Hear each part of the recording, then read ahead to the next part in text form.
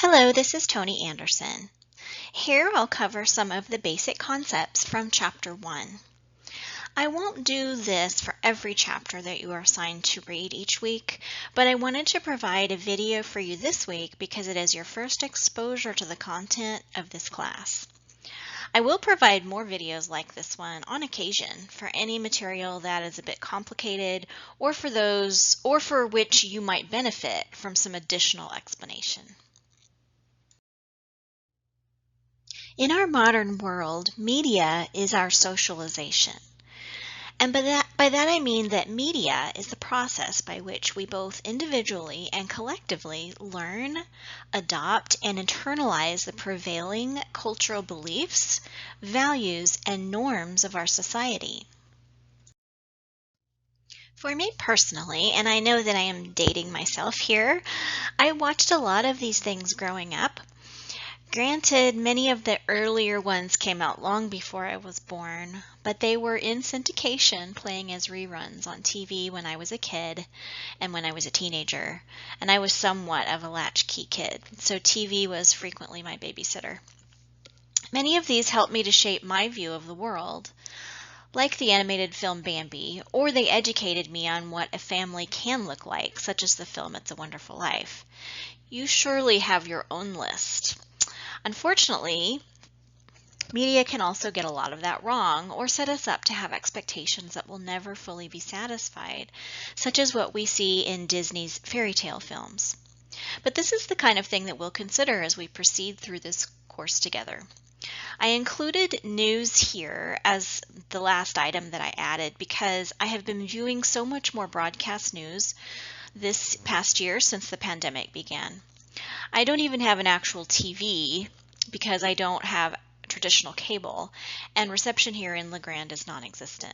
But I do watch streaming news on YouTube, and ABC is one of several that I tune into a few times a week, if not daily. And just a preview, the connection between ABC, Disney, Star Wars, and more is something I will bring up again at the end of this video.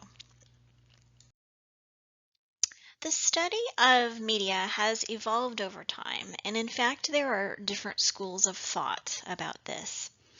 Early on it was thought that mass communication was linear or one way.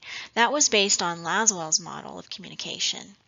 It did not completely ignore the viewer or recipient, however, as feedback was thought to occur at the end stage. So you can see here, we've got a sender, we've got a message that they're sending, we've got the medium or channel they're using to send it, we've got the receiver or who is receiving the message, and then finally there's the feedback at the very end with what effect was that message sent. So that's the feedback from the receiver back to the sender.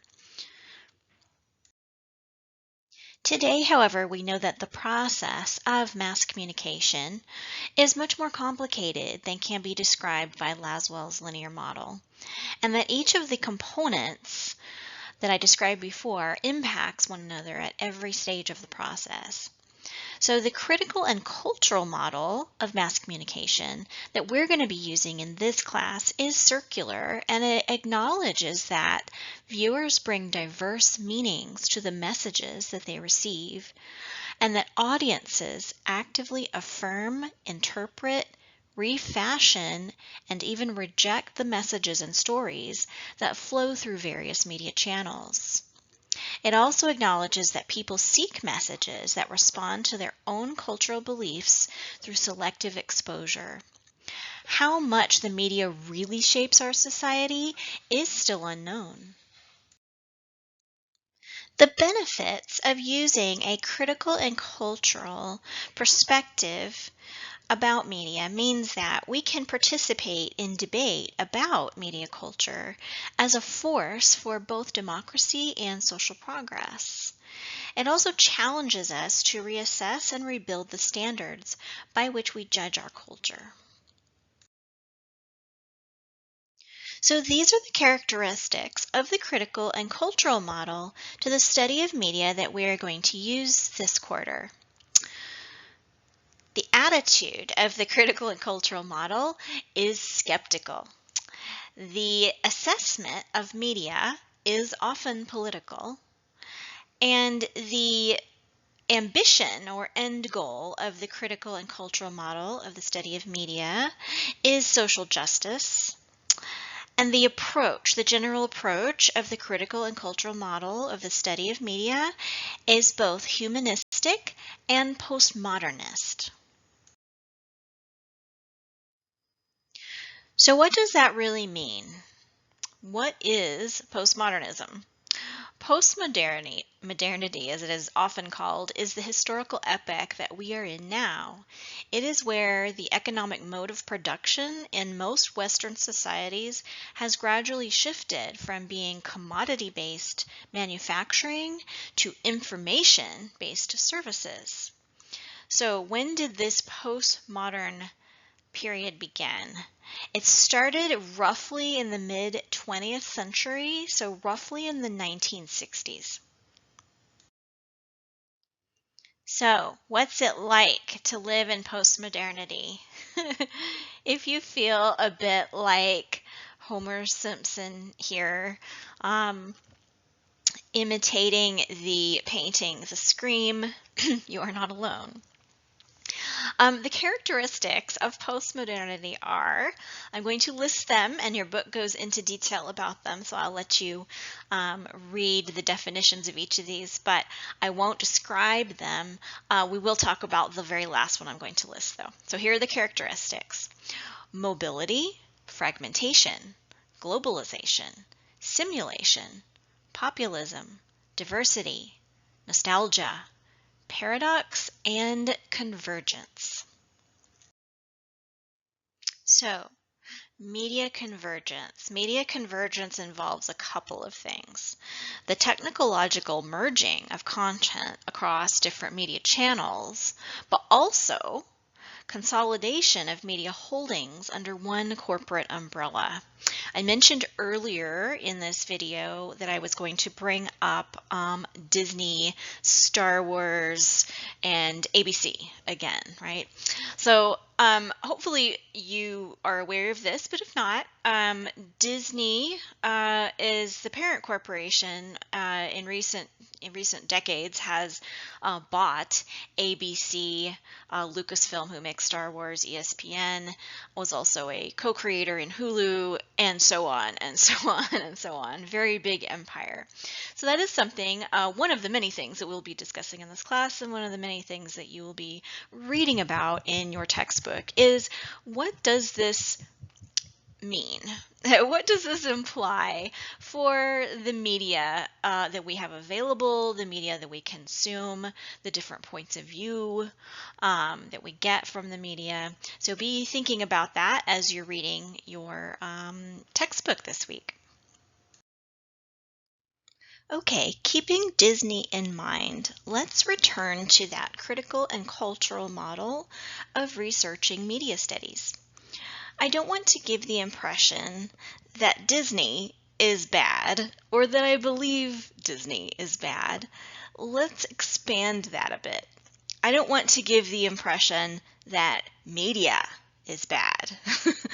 The critical and cultural model operates a bit like what you see here, with culture creating the people who create the media, but in turn the media influences and sometimes defines the culture that creates the people, and so on and so on. It has very much become a case of the chicken or the egg.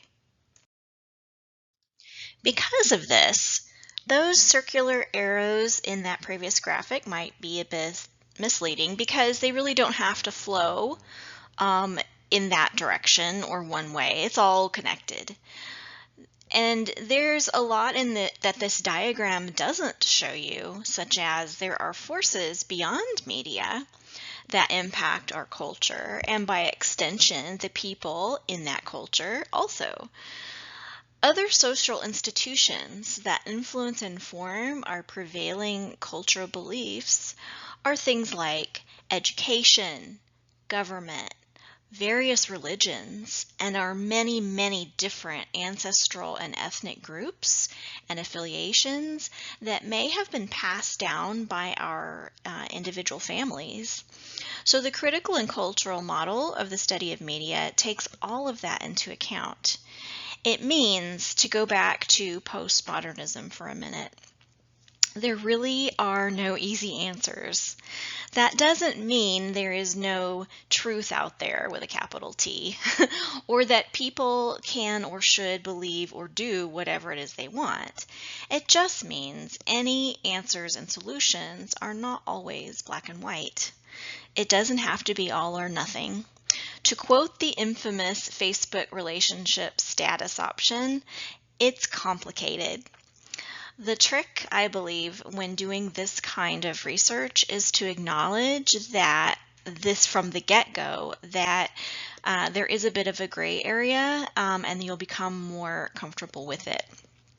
So a personal story, if this helps any of you who may be coming from academic disciplines or majors where concepts are a little more clear-cut and absolute than what I've been talking about here. When I first began studying media, it was during my graduate degree, my master's degree. I previously had been working outside academia at technology companies for about 10 years, doing technical writing and designing training for technical topics. By and large, there's very little gray area in that kind of work. It's pretty straightforward. So when I went back to school and I submitted my very first paper assignment in media studies, I earned a B-, and I was very upset about this because I had been a straight A student during my undergraduate degree, which was in English. And in that degree, I had chosen the linguistic and writing concentration, which focused more on grammar and the structure of language than on literature or literary interpretation. The latter, literary interpretation, would have really helped me in media studies, in hindsight, but it felt like a bit of a gray area to me, and so I was uncomfortable with it, and I gravitated away from it. So I didn't do so well on that first media studies paper because I didn't fully understand what we were doing. If I had been a little more comfortable with and skilled in appreciating the abstract, I think I would not have struggled as much. I am telling you all of that in case any of you are feeling a bit like that right now. I say just relax and let it wash over you. You'll get the hang of this the more you are around it and involved in it. The activities that I provide for you in this course will get you to the point where you need to be to do your term project, which is a critical analysis of a media text or a media audience or a media producer that you choose. The sample essays provided at the back of your textbook are great examples of this kind of media analysis. So even if you don't know all the concepts right now, I'd encourage you to go ahead and take a look at those so that you have an idea of what is expected when you do your own media analysis.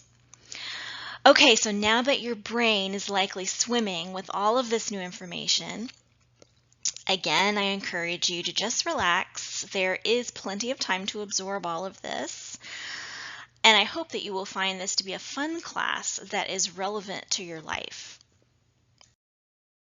So with all of that in mind, and sort of in the same train of thought, this week is our first film screening. It is a documentary called Hollywoodism, An Empire of Their Own.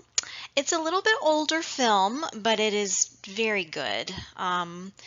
It is very intriguing with a perspective on U.S. history that you might not be aware of.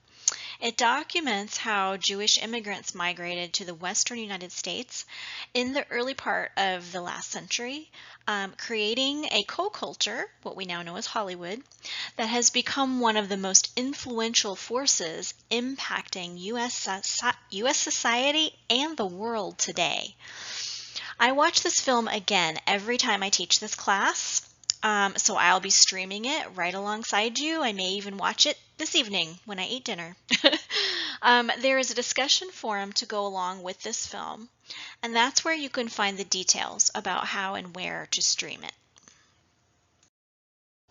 I hope that all of this has whet your appetite for what you're going to be studying this quarter. Media studies is by far my favorite topic to teach in communication studies. If you have any questions about course content, assignments, or anything else about this class, please reach out to me through our Q&A discussion forum on Canvas or via email. And with that, thank you for your time and have a great week.